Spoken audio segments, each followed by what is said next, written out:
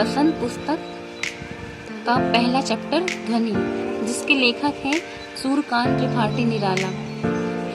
तो अभी न होगा मेरा अंत, अभी अभी तो आया है मेरे वन में मृदुल वसंत, अभी न होगा मेरा अंत। तो इसमें मृदुल का मतलब होता है कोमल। तो इसका भावार्थ है, कवि सूर्यकांत त्रिपाठी निराला जी ध्वनि कविता की इन पंक्तियों में कह रहे हैं कि उनका अंत अभी नहीं होगा, उनके जीवन में बसंत रूपी यौवन अभी अभी तो आया है। इन पंक्तियों में कवि छिपे हुए तरीके से कह रहे हैं कि उनका मन जोश और उत्साह से भरा हुआ है। जब तक वो अपने लक्ष्य को पा नहीं लेते वो हार नहीं मानेंगे। तो पहली पंक्तियों का भावार्थ यह था। अब हम सेकंड पैराग्राफ में आते हैं।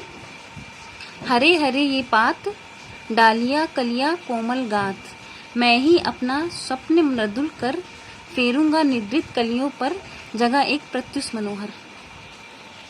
तो इसमें पात का मतलब होगा पत्तियां, गात का मतलब होगा शरीर, एवं स्वप्न का मतलब होगा सपना, निद्रित का मतलब होगा सोया हुआ, और प्रत्युष का मतलब होगा प्रातः काल।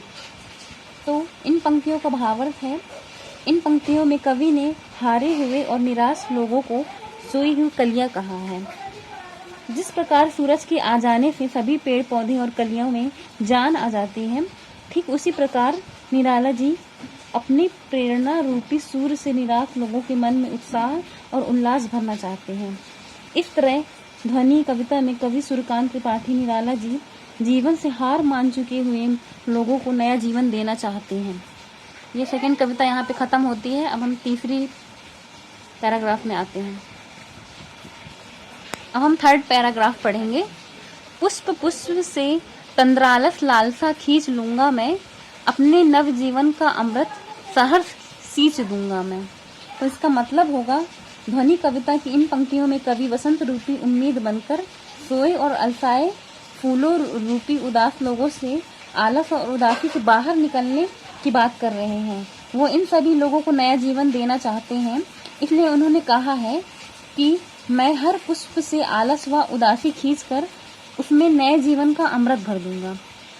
इस तंद्रालस का मतलब है नींद के कारण होने वाले आलस, एवं अमृत का मतलब है बहुत खुश। अब हम 4 पैराग्राफ का मीनिंग पढ़ेंगे।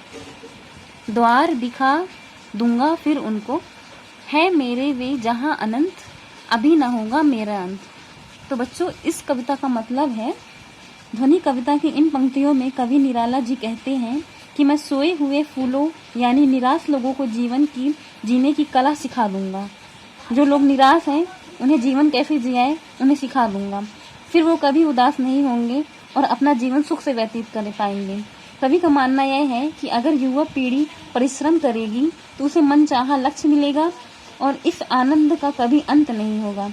इस प्रकार कवि कहते हैं कि जब तक वो थके हारे लोगों और युवा पीढ़ी को सही राह नहीं दिखा देंगे, तब तक उनका अंत नहीं होगा, तब तक उनका अंत असंभव है। तो ओवरऑल अगर हम देखा जाए तो इस कविता का सार है, कवि मानते हैं कि अभी उनका अंत नहीं होगा, अभी अभी उनके जीवन रूपी वन में वसंत रूपी यौवन आया है। कवि प्रकृति का वर्णन करते हुए कहते हैं कि चारों ओर वृक्ष हरे भरे हैं, पौधों पर कलियां खिली हैं जो अभी तक सो रही हैं। कवि कहते हैं वो सूर्य को लाकर इन अलसाई हुई कलियों को जगाएंगे और एक नया सुंदर सा सवेरा लेकर आएंगे। तो दोस्तों, अगर आपको ये कविता पसंद आई हो तो ज़रूर चैनल को सब्सक्राइब कीजिए और अपने दोस्तों के साथ शेयर कीजिए। और आपको जिन और पाठ का सारांश या क्वेश्चन आंसर चाहिए, आप कमेंट सेक्शन में ज़रूर लिखिए, हम आपकी ज़रूर मदद करेंगे। धन्यवाद, थैंक यू।